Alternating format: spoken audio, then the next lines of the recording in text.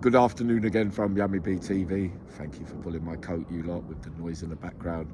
We just walked 10 yards down the road and we'll do it all again. I might as well do 2 videos there while I'm here, then go back down there to eat with a dinner down there where there's a christening taking place with my beloved travellers down there today. Loads of family down here. Now, we were talking about Andy Shack Lady. Now, I've got many stories on Andy Shack Lady. We'll start from the bottom like I always do to the very top.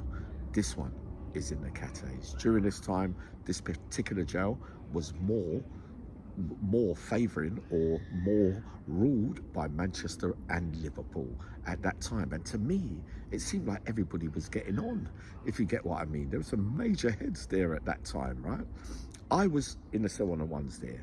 Pepsi was down the bottom there. Andy Shack was up there. John Gray was across there. Gregor was above me, right? So Andy Shack, they called me into a cell. Peter Smith was there. I like Pepsi from Liverpool, good guy. Gregor from Manchester. Andy Shack Lady from somewhere in Merseyside, so I believed, right? So Andy says to me, Yammy, how is it? I wrote you off when I first met you. For 2 months now, you ain't touched a thing. All your muscles are splurting out of everywhere. You look completely different, like you've been on holiday every day. We know how the story goes with me, with the genes and everything. But we know with addiction, it can be very, very hard. We know it's a false look for many of us that have been addicts, right? So Andy Shack is giving me the rundown. He's saying, I wrote you off. He goes, you're not suited to doing that, Yammy. I've seen your personality change. I've seen your proper stuff. He goes, you're a good man. Gregor was he was saying to me, Yammy, you're an absolute beast, man. He goes, I wrote you off a little bit, but I knew there was something. Pepsi said to me, Yammy, lad, I like you, my boy. He goes, please don't go out. But I did. I went back to it again on another mad run. It caused loads of mix-up like it always did. And during this time, C-Wing at this time, I believe, was the induction wing. Everyone was coming from different jails to this Cat A, right? And they were running up debts for a week or two. I was in the thick of it. I was like the hound dog, the shark.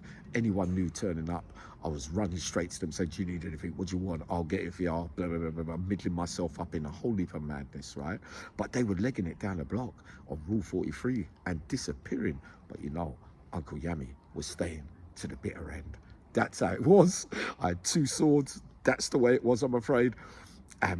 So I've fallen off this time. Now, I've gone to these 2 geezers. One's got a brother around about town on YouTube, right? They're big. They're lumps, man. They must smoke a little bit here and there, but they get money, blah, blah, blah, blah, blah, blah. They come to me, right? And they said, Yammy, can you... I said, well, listen, if you go to blah, blah, blah, and go and buy that, I'll make sure that on that Friday, I'll get this for you and get that for you. You know it was Yammy bullshit, right? So they've gone to the big man. There, one of them from Merseyside, right? So somewhere roundabouts anyway. And then one's bought something for £16, one's bought something for £12. Now, canteen is very, very serious in those jails, in the Cat A's. When you're doing business, you're borrowing off this one and that one, paying Peter to pay Paul, right? So that buys your veg, that buys your vegetables, that buys your onions, that buys your rice, that buys your flour, that buys all these little things, your seasonings to cook and all them kind of things. If those things don't come on the day and you've already sold things or got somebody to sell stuff that's going to make up your money so that you eat all right while you're in there. During this time, remember, Victor Casticada is cooking for Andy Shack Lady, right? And we know that Victor loved Andy Shack Lady. Fact. No if or buts about that, right? Though I think he's 5 people in his whole life. Victor only ever loved about five men, and they were all of the top caliber. And you know already that I put Andy Shack Lady at, this glue, man. I put Andy Shack Lady at the top of the tree, right? These are the reasons why, and I've got loads to come, and this one's just, the run-of-the-mill stuff, if you get what I mean. So on the Friday, those 2 came to me that I made a deal with, that I was going to go and give money to for the canteen. I said, nah, I ain't got it, mate. I said, I'll tell you what, I'll get something and I'll put you back on, or I'll give you this, I'll get you that. And they, yeah, but Yammy, I need it. I've got to pay my man. Don't call my name anything, but I knew that you would, because you've all done it before. You always go to the major players and you say, yeah, but Yammy let me down, thinking that they are going to go, all right, because it's Yammy, we'll leave this one alone. And it doesn't work like that all the time, right? So the Friday came, I ain't got it. Andy Shack comes down to me. He goes, Yammy, we've had all this before. Why do you middle yourself up in things that are going to involve me, involving other people? I like you, I respect you, Yammy, but I don't know these guys. They've got to have my money. I said, Andy, I never bought nothing off you, the great Yammy B speech. He goes, I knew you was going to say that, Yammy, but they bought off me and they're bringing up your name. I said, yeah, but Andy, that's not my business. They still got to be able to know that at some stage I might not be able to pay it, so they've got to be able to come with something. He said, Yammy, will you follow me upstairs? When we was going up the stairs, right, onto the twos, Victor was standing there. Victor went like that to Andy, right, because I must have shared something with Victor during that week. So Victor said to him, Andy, it's not Yammy. Victor, I know it's not Yammy, but I know Andy ain't going to be happy because they're saying they ain't got his things. Now, we've gone up into the cell. They're both standing. They're both bigger than him, right? Both big names. All right, you have a little smoke and all that, but I know that you can fight. You're in the Cat A's, for goodness sake. You know what I mean? You killed this and you killed that and you robbed that and you did this. Andy said to him, listen, can you explain this to me now? So I knew there was no retreat or surrender, right? They said to me, Yammy, can you tell Andy? I said, listen, that's me and your deal. It ain't me and Andy's deal. I can't be shown to be retreating in front of Andy Shack, because Andy Shack is going to be thinking, well, hold on, Yammy, if they're talking to you like that, that means that I can't, like that. This is how I'm thinking back then, even though I know I'm in the wrong, right? Stay there. Now, what happened?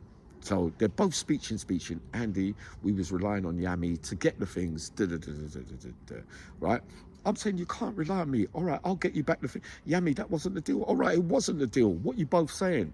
Not saying nothing. I never done no deal with Andy Shacks. Andy Shacks looks at me like that, and he looks at both of them and they said, have you got anything for me today? Right? Both of them said, no, Andy, if you leave it for the next week or the week after. Andy ain't really listening to that. He's got his dinner to think about, and he's probably had to go through somebody else to get the stuff. If you get what I mean, this is the way prison runs. It's a currency. So Andy, a straight big right smash, a straight big left. These are near enough only just above jabs.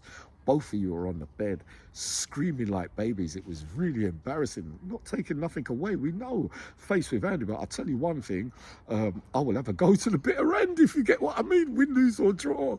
But these two here, 30 stone between them, I had to laugh, honestly. Andy just said, all right then, I'm not going to take, because there was burn on the side. Andy could have picked it up. He didn't. He wasn't on no bullying thing, right? So he said, come on, Yammy. I come out. Victor was still on the top of the stairs. I think Victor liked me. We know this already. I like Victor too. Rest in peace, my boy. We've gone down the stairs. Andy just read it. He says, Yammy, please, if you know they're going to come to me or anyone around us, because these times there's about 10 Liverpool men and about 5 to 8 Manchester men on the wing at that time, all household names. He goes, don't get involved, Yammy, just come to me. I said, I know, Andy. I didn't want you to think, no, that, because I'm blocked to go certain places with certain men because they don't like me doing it. So I'm going like, well, you go over there, you go. It's like a muggy turn now. But again, more stories on Andy Shack. This guy was an absolute powerhouse. He ain't taking no check off anyone. One of his favourite sayings, when you're talking about other people and you're saying he's big in that one, yeah, but what about, he goes, yeah, but they won't be ready for me, will they? He was real serious stuff. This video is done. Let me do Build a Bomb next.